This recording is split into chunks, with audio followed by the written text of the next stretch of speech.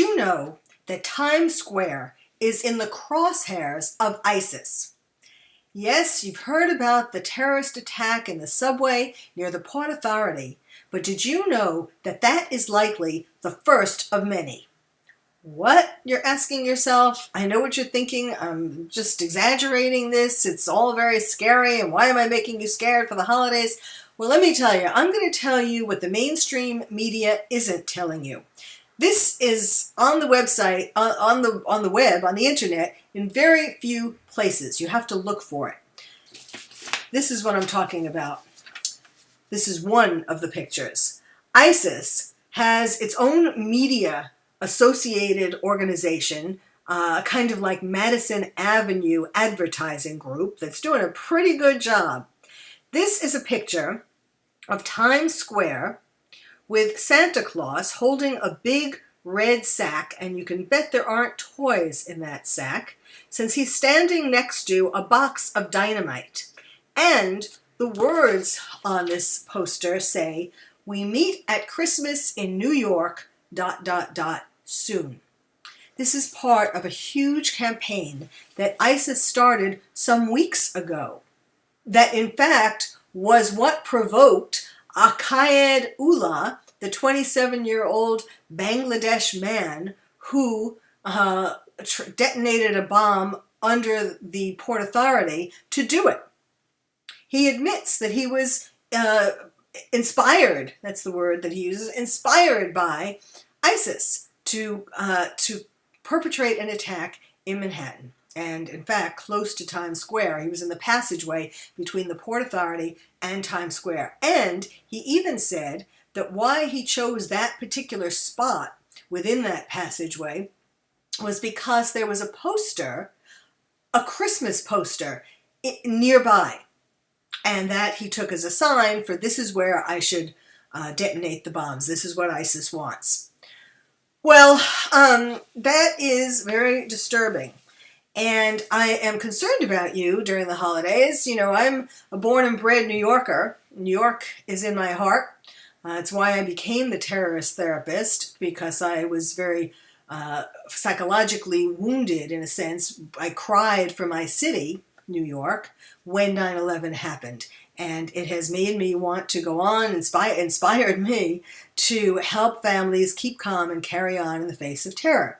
So this is what I'm trying to do today, to help you be more aware of what you're not hearing in the mainstream media, and that is that there is this whole campaign which obviously has started working, at least this first time, in the Port Authority. Now, Ullah also said that he was inspired by the Halloween terrorist just a few weeks before.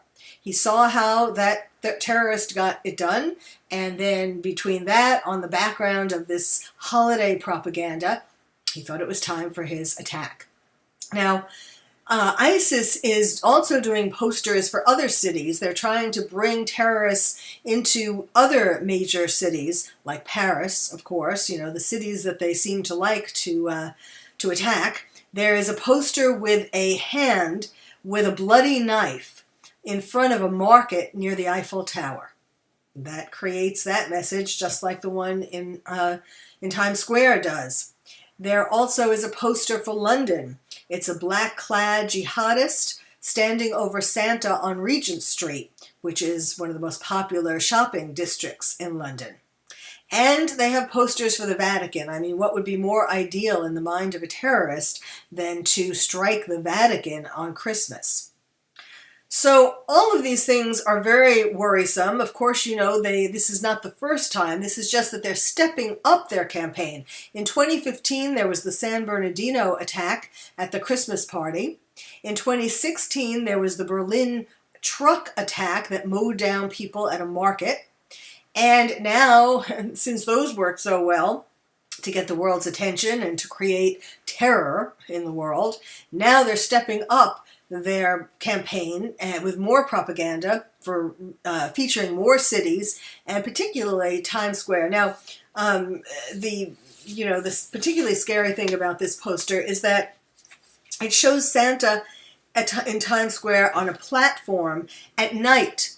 So they're not just talking about Christmas. They're not just telling lone wolves to come for the Christmas holidays. They're also implying that they should come for New Year's Eve as well. This looks just like what New Year's Times Square looks like on New Year's Eve, with the platform, with the television, the entertainment that is on television for New Year's Eve. So it's quite clear, the message is not being missed by these lone wolves. Now, Akayed Ullah, as I said, he's 27. He's from Bangladesh. He came to the United States in 2011 as a result of chain immigration.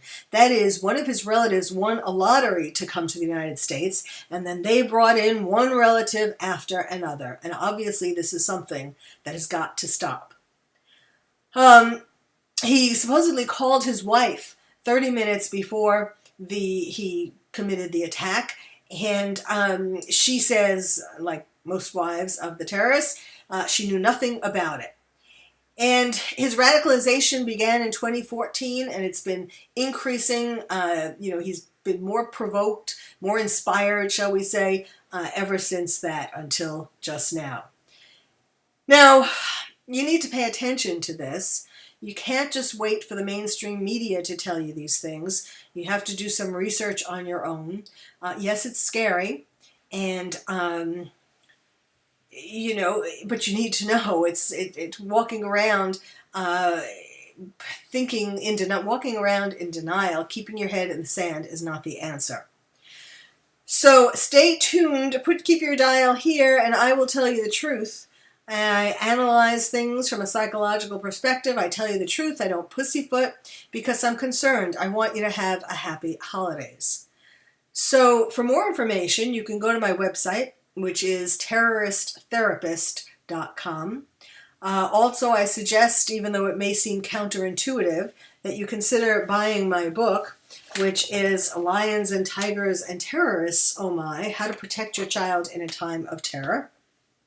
Because if indeed there are going to be more attacks in New York this holiday season, if not this holiday, then we know they're going to be coming. So the sooner that you can talk to your kids about terrorism, know how to do it. This book has the beginning part of it is for grown-ups to teach them how to talk to kids, how to recognize when kids have problems from the stress of hearing things in the media about terrorism and so on. And then the second part of it is it's the first and only book about terrorism for kids. So it's a picture book for kids. It helps you it's the missing link between grown-ups talking to kids in a way that doesn't frighten them about terrorism.